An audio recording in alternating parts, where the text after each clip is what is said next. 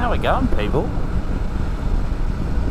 As usual, I'm out on, I guess, the number one Andy's addiction mobile at the moment, the G310, and I am making a new video today for a pretty interesting reason for anyone who owns the G310. We are currently on the first test ride of the latest mods or tinkerings, whatever you want to call it. I'll give him plenty of room. Ooh. And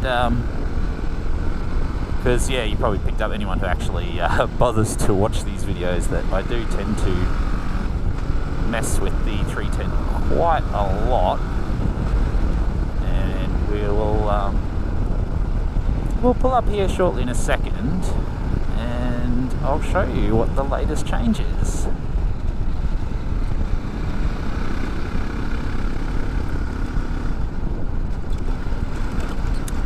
I'll give you a hint.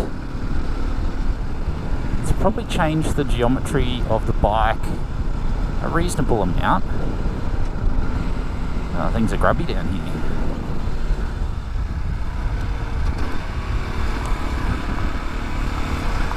I don't have the front fender on at the moment, so we'll just take it easy.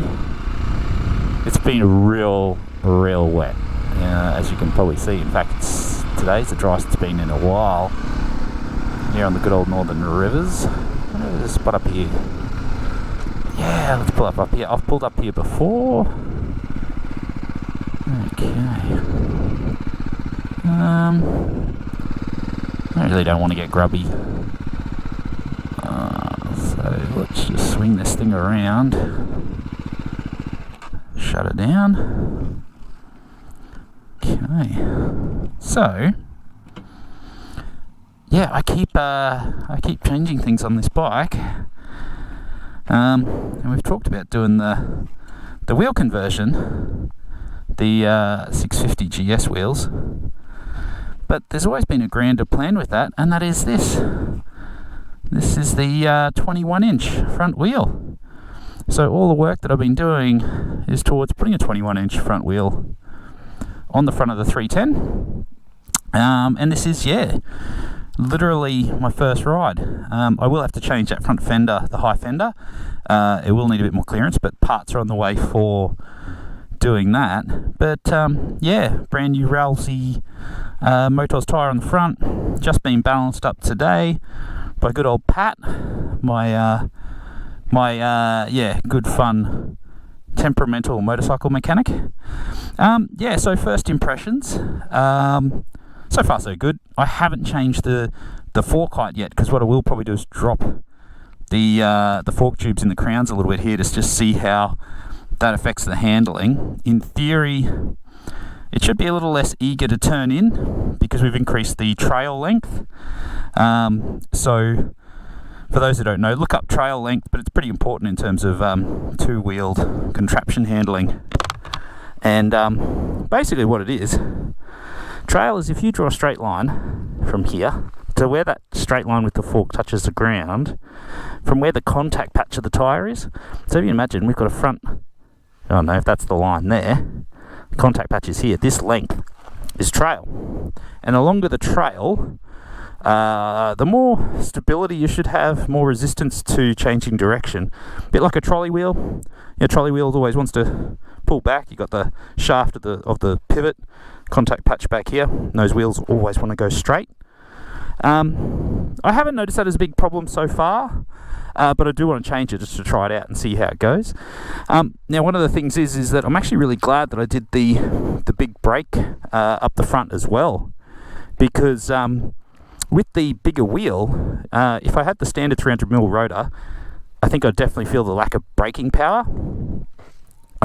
So that's definitely something that I'm very happy with, because it just maintains a fair bit of brake bite, because that the leverage is now, the wheel has a lot more leverage against the brake caliper with the bigger wheel than it did with the 19-inch. Out of interest, that wheel's not actually from an F650 or a G650 GS, a Dakar or Soteo. It's actually from a Husqvarna TR650 Terra.